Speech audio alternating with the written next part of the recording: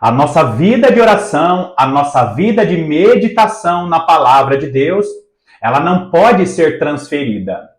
E nós estamos vivendo em um período em que as testemunhas do Senhor estão sendo preparadas para o período mais escuro da história. Eu bem sei que a maior parte dos cristãos não acreditam nisso que eu estou falando, mas quando nós meditamos de maneira profunda na palavra de Deus, nós vemos que existem três classes de cristãos. Existem os cristãos que são apenas nominais, que frequentam cultos aos domingos, que frequentam um culto por semana e já se sentem satisfeitos com aquele culto frequentado naquela semana. Existem cristãos que são apenas nominais. Essa é a primeira classe de cristãos. São cristãos que frequentam ambientes que todo ímpio frequenta. São cristãos que têm ali na bio ou tem ali na descrição da rede social que ele tudo pode naquele que o fortalece. Aquele cristão nominal que ele aparece bem nas redes sociais, que ele aparece bem na frente das pessoas, porém não tem vida de intimidade com Deus. Esse cristão são as virgens nécias. Quando nós olhamos a segunda classe de cristãos que nós encontramos na palavra de Deus, é a classe de cristãos que também podemos classificar como as virgens prudentes. As virgens prudentes é aquela classe de cristãos que são piedosas, é aquela classe de cristãos que são cristãos piedosos, que servem a Deus, que seguem os princípios da palavra de Deus, que servem ao Senhor em suas igrejas, que congregam com outros irmãos. Porém, é uma classe de cristãos que estão acostumados com a teologia que foi estabelecida. As virgens prudentes, ou essa classe de cristãos chamado de virgens prudentes, são cristãos piedosos, só que não são cristãos que meditam de maneira profunda na palavra de Deus. Cristãos que são servos fiéis do Senhor, alguns são até teólogos, porém estão acostumados com a teologia que foi estabelecida. Essas duas primeiras classes de cristãos são as virgens nécias, as virgens prudentes, que vão dormir no período mais escuro da história. E nós encontramos também a terceira classe de cristãos, que são as testemunhas do Senhor, que não dormem em nenhum momento e estão sendo preparados para dar o grito da meia-noite. São aqueles que têm vida de oração, vida de meditação na palavra de Deus, aqueles que estão diante do Senhor de toda a terra em todo o tempo. A classe de cristãos que não dormem em nenhum momento e vão estar gritando, vão estar dizendo teruá, o grito da meia-noite, o período mais escuro da história, o período da grande tribulação que nós encontramos prefigurado ou como símbolo deste período, a festa das trombetas, as três classes de cristãos que nós vamos encontrar nesses próximos anos. E eu estou te falando a respeito dessas três classes de cristãos justamente porque nós precisamos nos preparar para não dormir no período mais escuro da história. Não é Deus, não é o nosso Senhor Jesus Cristo que escolhe quem fará parte de uma dessas classes de cristãos. Mas é justamente a posição, o posicionamento dos servos do Senhor que vão colocar essas pessoas para estarem ali acordadas ou dormindo nos últimos dias.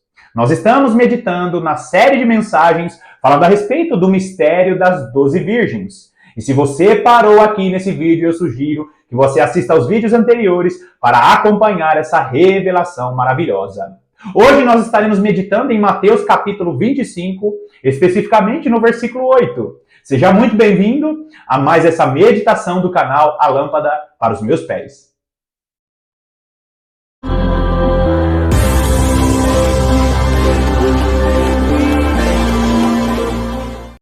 Quando nós olhamos para Apocalipse capítulo 11 e olhamos para Zacarias capítulo 4, nas profecias a respeito das duas testemunhas, nós precisamos ter em mente quem são essas duas testemunhas. Eu vou dar aqui um brevíssimo resumo a respeito da construção dessas duas testemunhas para que você entenda ou para que você relembre quem são as duas testemunhas do Senhor. Nós vemos o nosso Deus dando uma promessa para Abraão, Isaque e para Jacó. Essa promessa primeiro foi dada a Abraão, se renovou em Isaque e depois ela se renova em Jacó. Jacó, ele recebe ali a palavra de que ele seria muito frutífero, de que ele seria muito abençoado. Só que quando essa promessa ela chega em Jacó, Jacó ele entende que entre os filhos dele estaria um que seria o ramo frutífero.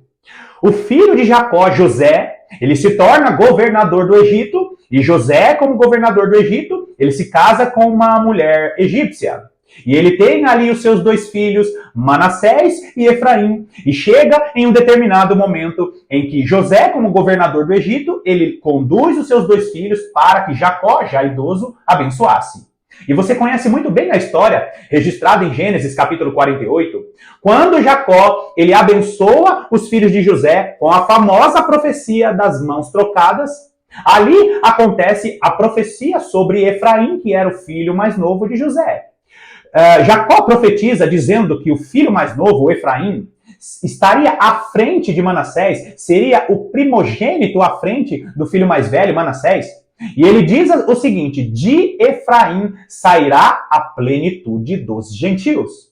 E queridos, é lindo você entender a história de Efraim, porque a partir de Efraim nós vemos que esse mesmo jovem se torna uma província, se torna um reino, por causa de todos os acontecimentos com a nação de Israel. De Efraim, a profecia foi essa. Jacó disse: de Efraim sairá a plenitude dos gentios. E com o passar das gerações, nós vemos que os 12 filhos de Jacó se tornam 12 tribos. Essas 12 tribos se tornam 12 províncias, e essas 12 províncias se tornam a nação de Israel.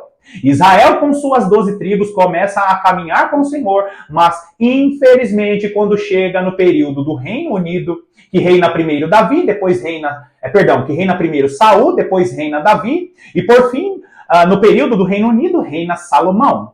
40 anos no reinado de Saul, 40 anos no reinado de Davi e mais 40 anos no reinado de Salomão. Quando chega no período do reinado de Salomão, ele peca contra o Senhor e o Senhor diz para Salomão: olha, por causa do seu pecado, eu vou quebrar, eu vou romper o reino de Israel. Só que eu não vou fazer isso nos seus dias, Salomão, por causa da promessa que eu fiz a teu pai Davi. E o Senhor, por sua fidelidade à sua própria palavra, não quebra o reino na época de Salomão. Ele quebra o reino na época do filho de Salomão, Roboão. E queridos, eu estou contando para você a história, ou parte da história de Israel, para que você entenda que as duas testemunhas não são Moisés e Elias, Enoque e Elias e todas essas bobagens que a teologia tradicional ensina. Quando o reino é quebrado, na época de Roboão, por causa de sua má administração e também por causa do pecado de Salomão, nós vemos ali o Senhor conduzindo 10 tribos para ficar com um homem chamado Jeroboão. Jeroboão, que curiosamente, uma cristocidência ou uma teocidência, Jeroboão, que era efraimita, que era da tribo de Efraim, ele fica com 10 tribos. E essas 10 tribos passam a ser conhecida como o Reino do Norte. E depois o Reino do Norte tem a capital, Samaria. Do outro lado, nós vemos primeiro a tribo de Judá e depois a tribo de Benjamim se une a Judá, grava bem isso, tribo de Judá junto com a tribo de Efraim, a tribo de Judá junto com a tribo de Benjamim se tornam o Reino do Sul. E você já está vendo a imagem aí na sua tela. Eu sempre coloco essa imagem quando eu falo sobre o ensino das duas casas de Israel, a construção das duas testemunhas. O Reino do Sul, seguindo toda a linhagem de Davi, com as tribos Judá e Benjamim, estão ali seguindo com toda aquela linhagem, preservando a linhagem de Davi até a chegada do Messias. Do outro lado, o início do Reino do Norte é com Jeroboão, e aquelas 10 tribos, elas seguem ali sendo chamadas de o Reino do Norte. E com o passar das gerações, nós vemos o Reino do Sul, em boa parte de seus reis caminhando com o Senhor, oscilando na fé. Só que o outro lado, o Reino do Norte, acaba com todos os seus reis se desviando dos caminhos do Senhor. Grava bem isso, o Reino do Sul, toda a linhagem de Davi. E Reino do Norte, aquelas 10 tribos que futuramente acabam se misturando com as nações por causa do cativeiro assírio.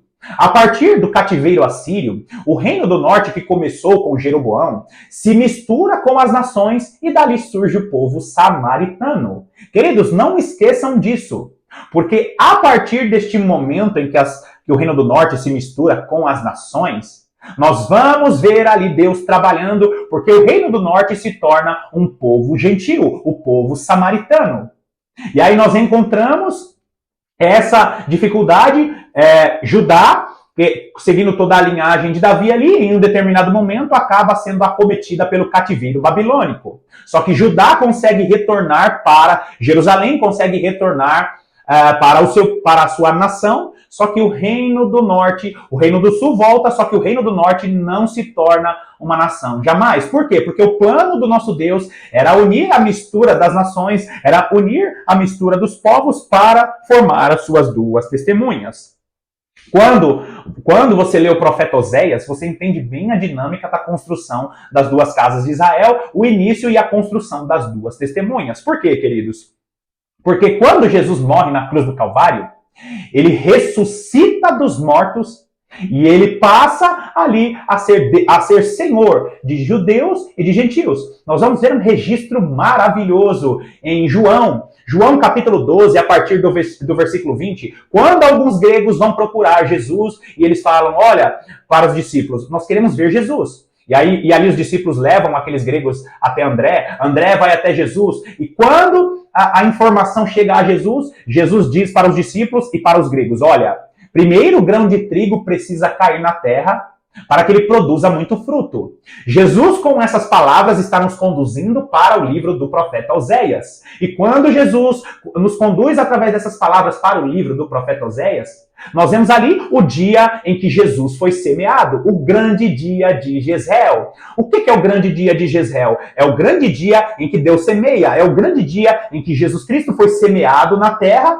E ele, quando ele foi semeado na terra, ele morre na cruz do Calvário, ressuscita no terceiro dia, e depois de 50 dias envia o Espírito Santo, e todo aquele que recebe Jesus Cristo como Senhor e Salvador faz parte do povo de Deus, faz parte da família do Senhor. Agora, queridos, presta atenção, nós vamos encontrar Oséias, em Oséias capítulo 1, versículo 11, dizendo que do reino do sul e do reino do norte, esse reino, esses dois reinos, até então, na época do profeta Oséias, constituiria sobre si uma só cabeça, porque grande seria o dia de Jezreel, grande seria o dia em que o nosso Deus semearia.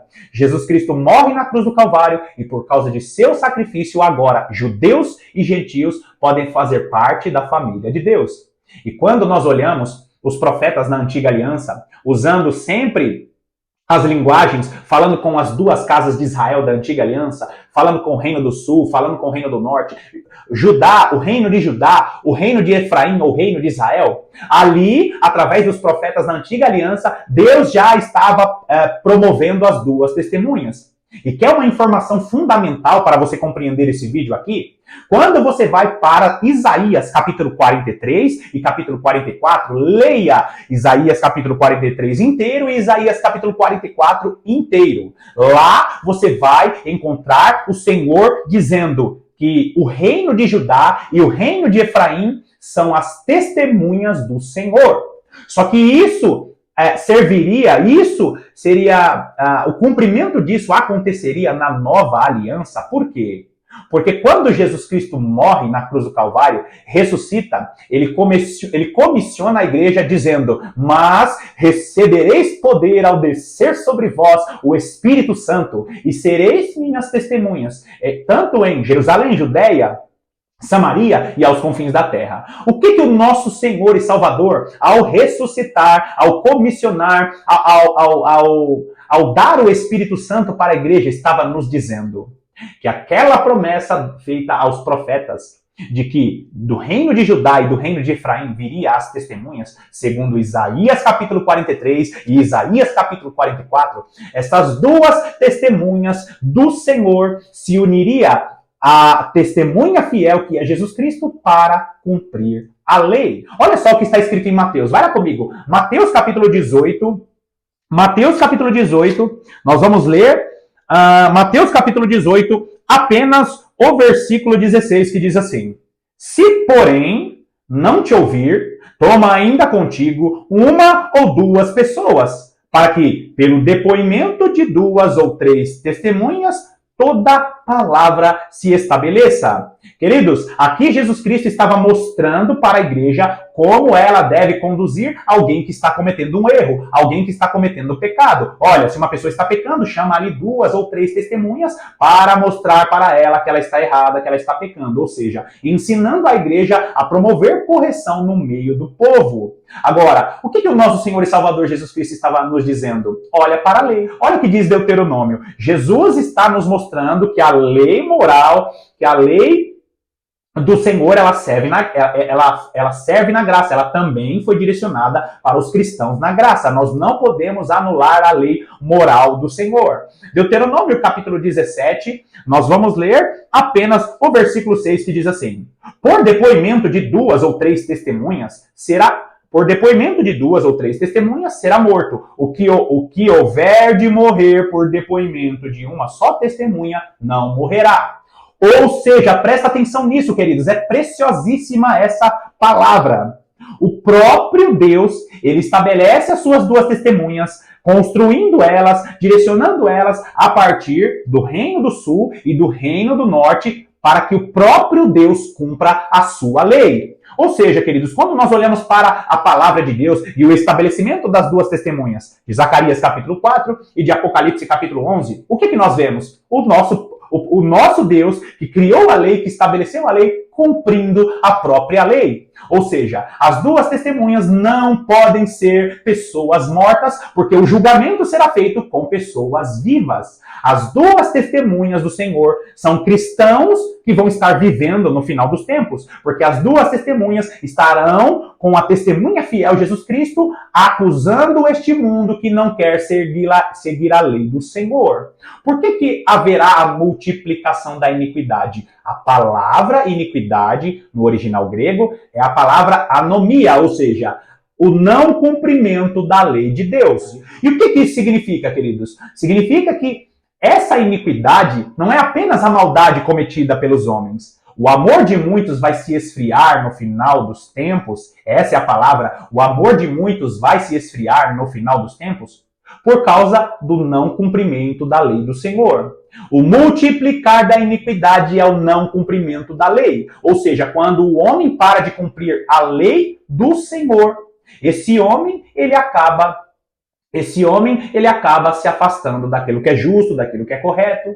E o nosso Deus, cumprindo a própria lei, estabeleceu as 2 testemunhas para que ninguém, nenhum ser humano nessa terra diga que o próprio Deus, que a sua palavra é a base do seu trono.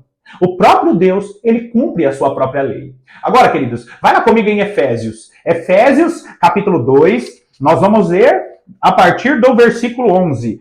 Efésios, capítulo 2, versículo 11, que diz assim: Portanto, lembrai-vos de que outrora vós, gentios, na carne, chamados incircuncisão por aqueles que se intitulam circuncisos na carne, por mãos humanas, naquele tempo, estáveis sem Cristo, separados da comunidade de Israel e estranhos às alianças da promessa, não tendo esperança e sem Deus no mundo. Olha só a palavra que o apóstolo Paulo está direcionando para os gentios, para mim e para você que não somos judeus de sangue, que não somos judeus na carne. Nós estávamos separados da comunidade de Israel, ou seja, quando nós recebemos Jesus Cristo como Senhor e Salvador, nós somos aproximados da comunidade de Israel. Nós nos tornamos judeus por causa do sacrifício de Jesus na cruz do Calvário. A palavra de Romanos 10, a palavra de Romanos 11. Olha o versículo 13. Mas agora, em Cristo Jesus, vós que antes estáveis longes, fostes aproximados pelo sangue de Cristo. Porque ele é a nossa paz, o qual de ambos fez um, e tendo derribado a parede da separação que estava no meio, a inimizade. Queridos, se você entender esse versículo que está aí na sua tela, você vai compreender porque a teologia pré-tribulacionista ela é uma teologia antissemita. Você vai entender porque a teologia pré-tribulacionista que ensina que a igreja estará 7 anos nas bodas do Cordeiro e o Israel literal estará aqui sofrendo na grande tribulação, você vai compreender porque essa teologia não é apenas uma visão escatológica, é uma visão antissemita, é uma visão antibíblica. Por quê? quê? Porque o nosso Deus, através do sacrifício de Jesus Cristo na cruz do Calvário, ele derruba a parede de separação, ou seja, o nosso Deus está nos aproximando do Israel, o nosso Deus está nos enxertando na boa oliveira. Aí vem uma teologia dizendo que só porque Israel rejeitou Yeshua, rejeitou Jesus, esse Israel ele vai sofrer na grande tribulação e a igreja que foi enxertada estará nas bodas do Cordeiro. É bem verdade que Israel sofreu e ainda vai sofrer por ter negado e por ter rejeitado o Messias. Só que a igreja estará na grande tribulação, porque as duas testemunhas do Senhor, judeus e gentios em Cristo Jesus, estarão na grande tribulação para despertar judeus e gentios que não conhecem ao Senhor. Então, nós não podemos achar que essa teologia pré-tribulacionista e uma outra teologia danosa, que é a teologia da separação, que é a teologia da substituição, que diz que agora o Israel não serve mais para nada. Agora só serve a igreja. E não é bem assim que funciona. Deus tem promessas espirituais e Deus tem promessas terrenas para o Israel que nós conhecemos. É bem verdade que só existe salvação em Cristo Jesus, mas a teologia pré-tribulacionista, a teologia da substituição que ensina que o Israel ficará sofrendo na grande tribulação, é uma teologia que contribui para o que as mídias estão fazendo hoje. Você sabia que o discurso, na maior parte das mídias tradicionais, é antissemita, é anti-Israel? E esse discurso é um dos discursos que vai favorecer a perseguição da nação de Israel no período da grande tribulação. Nós não podemos achar que a igreja estará nas bodas do Cordeiro, a igreja que foi enxertada na boa oliveira, vai ser arrancada agora dessa boa oliveira, enquanto o Israel estará aqui na grande tribulação, sem nenhum servo do Senhor aprovado. Porque supostamente os reprovados ficariam sendo usados com poder e graça, usufruindo do último e grande derramar do Espírito do Senhor. Você percebe que não faz sentido nenhum? Isso está totalmente desconectado com o ensino das duas casas de Israel e totalmente desconectado, principalmente com o ensino das 7 festas do Senhor. Tudo aquilo que o Senhor deixou na lei, nos salmos e nos profetas. Agora, queridos, Deus, ele derrubou a parede de salvação. Aliás, Deus, ele derrubou a parede de separação. Não existe mais inimizade. Jesus Cristo morre na cruz do Calvário para estabelecer judeus e gentios como as duas testemunhas do Senhor. Olha o versículo 15. Aboliu na sua carne a lei dos mandamentos na forma de ordenanças. Aqui ele está falando a respeito da lei cerimonial. Nós precisamos cumprir a lei do Senhor ainda hoje. Só que a lei está gravada nas tábuas do nosso coração. Nós não fazemos mais sacrifícios de animais, nós não cumprimos mais todos aqueles rituais do templo, por exemplo, porque são ordenanças cerimoniais que Deus tinha dado para o Israel da antiga aliança. Mas a lei do Senhor ainda vale, porque a lei do Senhor, o cumprimento da lei moral, não roubarás, não matarás, não farás todas aquelas coisas como os 10 mandamentos nos direciona, todas essas coisas nos direciona e conduz a humanidade para a salvação em Jesus Cristo. Só que nós não cumprimos mais os cerimoniais. Olha só, aboliu na sua carne a lei dos mandamentos na forma de ordenanças, para que dos dois criasse em si mesmo um novo homem, fazendo a paz. Queridos, olha que interessante isso. Eu falei para você, esse é um texto clássico, para que entendamos as duas testemunhas. O texto não vai usar o termo as duas testemunhas. Mas esse versículo 15, ele tem uma conexão maravilhosa com Apocalipse capítulo 11. Aquele texto que fala a respeito das duas testemunhas. Por quê? Quando você vai olhar que as duas testemunhas vão morrer na praça da grande cidade, aliás, eles vão morrer e os seus corpos ficarão expostos na praça da grande cidade. Só que quando vai falar que o cadáver vai estar na praça da grande cidade, vai usar essa palavra cadáver, como eu estou falando, no singular. Mas peraí, não são duas testemunhas? Por que o cadáver? Porque é o corpo de Cristo. Aqui está acontecendo a mesma coisa. Judeus e gentios se tornam o quê? Um novo homem. Ou seja, Jesus Cristo é o cabeça e a igreja é o corpo. Nós, juntamente com os judeus em Cristo Jesus, nós somos um novo homem. É por isso que as duas testemunhas morrem e o cadáver, no singular, ficará exposto na praça da grande cidade.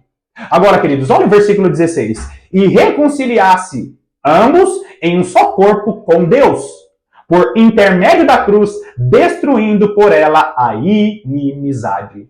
Não existe essa teologia pré-tribulacionista que diz que a igreja estará nas bodas do Cordeiro, enquanto Israel vai estar aqui sofrendo na grande tribulação. Você compreende como essa teologia é antissemita e está contribuindo para que as nações odeiem a nação de Israel? Não existe salvação apenas em Jesus Cristo até para os judeus. Porém, nós não podemos contribuir para a teologia pré-tribulacionista, porque não é apenas uma visão escatológica, como a maior parte dos cristãos acreditam. É uma teologia antissemita, e é por isso que a maior parte dos judeus não recebem Jesus Cristo por causa do discurso da igreja. É a teologia da substituição que diz que o Israel na carne rejeitou Jesus e Deus não liga mais para eles. E não é assim que funciona. Agora, queridos, presta bastante atenção nisso que eu vou dizer. Quando nós olhamos para todo esse ensino das duas casas de Israel, nós precisamos conectar com essa série que nós estamos falando. Eu falei tudo isso até agora para que leiamos Mateus capítulo 25. Mateus capítulo 25, olha só o que diz o versículo 8. E as nécias disseram às prudentes: dai-nos do vosso azeite, porque as nossas lâmpadas estão se apagando. Ou seja, queridos, é justamente as lâmpadas que estão se apagando daqueles que não têm comunhão com o Senhor. As virgens nécias ou as virgens imprudentes é justamente aquele grupo de cristãos nominais. Só que o nosso Deus, como eu acabei de fazer toda essa explicação, está separando essas duas testemunhas, que têm vida de oração e vida de meditação na palavra do Senhor. E, infelizmente, esse texto da parábola das virgens nos mostra que as 10 virgens acabam dormindo, só que por causa da vida piedosa, por causa da vida de meditação e de oração das virgens prudentes, as testemunhas gritam teruá, as testemunhas gritam eis o noivo, saia ao seu encontro. E esse grito, que representa um período, é justamente o período em que o Senhor estará despertando no deserto dos povos, em vários lugares ermos afastados ao redor do mundo. O Senhor estará despertando as virgens prudentes, que são cristãos piedosos, que são cristãos que amam a palavra de Deus, mas estão dormindo para as principais profecias a respeito do final dos tempos. Queridos, tudo isso que eu falei aqui é justamente para te mostrar que esse texto aí que está na sua tela nos direciona para que entendamos: não existe transferência de vida de oração, não existe transferência de vida de meditação, porque as testemunhas do Senhor são preparadas com tempo. Você precisa investir tempo na palavra de Deus e precisa investir tempo de vida de oração, porque é isso que vai deixar a sua lâmpada acesa, para que com a sua lâmpada você direcione para a palavra de Deus e discirna as coisas que vão acontecer nesse mundo. Não guarde o seu azeite na vasilha como as virgens prudentes, senão você vai dormir. Porque o Senhor quer que você esteja acordado para estar gritando: eis o noivo, saí ao seu encontro. Bom, queridos, mais uma vez eu quero te agradecer pela sua incrível companhia. Que Deus te abençoe poderosamente e eu estarei aqui te aguardando para as próximas meditações.